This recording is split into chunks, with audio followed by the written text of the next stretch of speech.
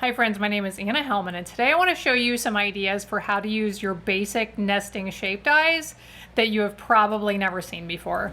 Let's take a look at them.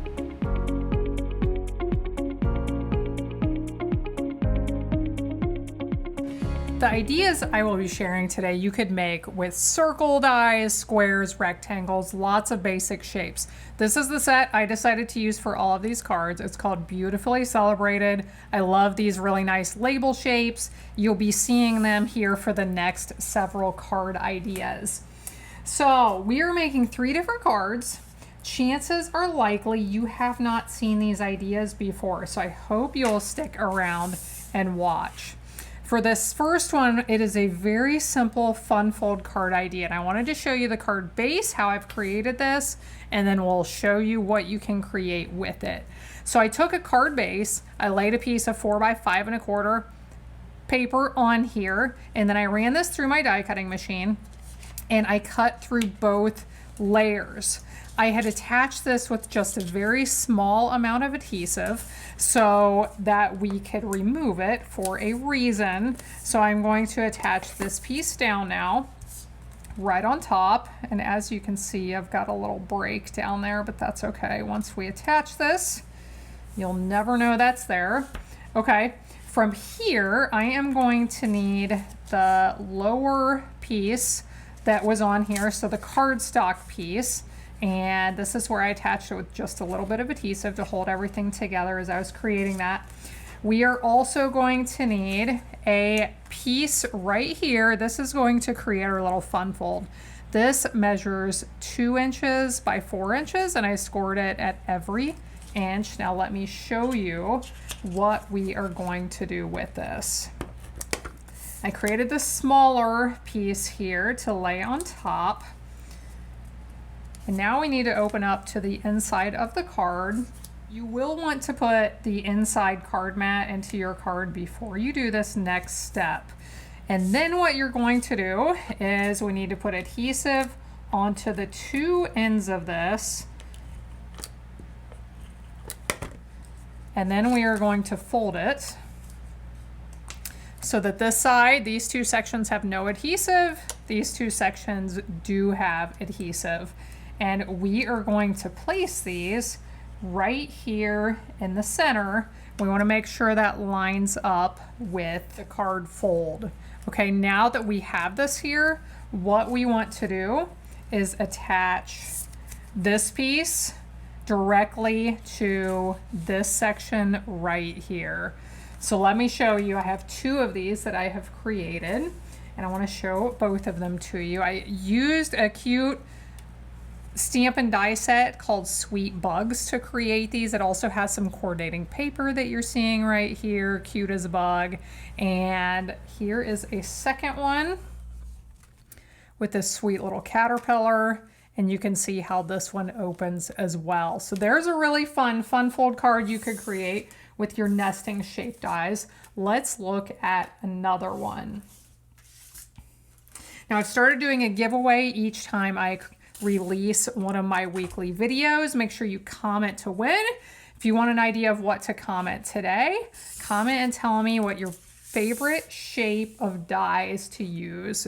Circles, ovals, rectangles, squares, some other shape. Now here's what we're going to do for this one. I took this largest one in this collection, and I made a card base with it. So I folded my card base, the fold was here at the top, and then when I cut, I just made sure that I did not cut below the fold. I had to leave a little bit intact right here with that fold. So as I open this, you can see the fold right there at the top holds all of this together. Now here's what we are going to do with this. I want to score this in the center of this section, or somewhere near the center. So it's about 5 inches tall. I want to score around 2.5 inches. So I use my scoring blade here on my trimmer, and I want to fold this a couple of times just to loosen it up.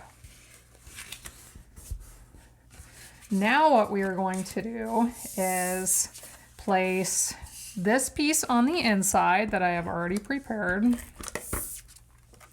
with these adorable little berries on the bottom. I used the bug set for the first card. Now this one I had to bring in a stamp and die set called Made with Sweetness because I had some paper that was super cute. So you'll see this paper in just a second. Now for this piece right here, I only want to put adhesive on the bottom half. I do not want to put adhesive on the top half, and you're going to see why here in just a second. So I've cut this with my one smaller die, and you can see that the top is not attached. Now, what are we going to do with this?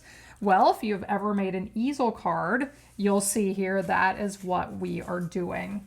So what we need in the center is a strip of paper that is popped up just a little bit. So I have foam dimensionals on the back here. And you want to put this somewhere near the center. It doesn't have to be directly in the center. But what that does, it gives you a place that you can prop up this piece. So many of you have seen easel fold cards, but have you ever made one with a shape die before? Chances are, very possibly not. Now we have to decorate this with these adorable little berries from this set. I just love this. So I'm gonna put the strawberry down here with the greeting, and we have the blackberry we'll put up here at the top. Super cute easel fold card that anybody can make.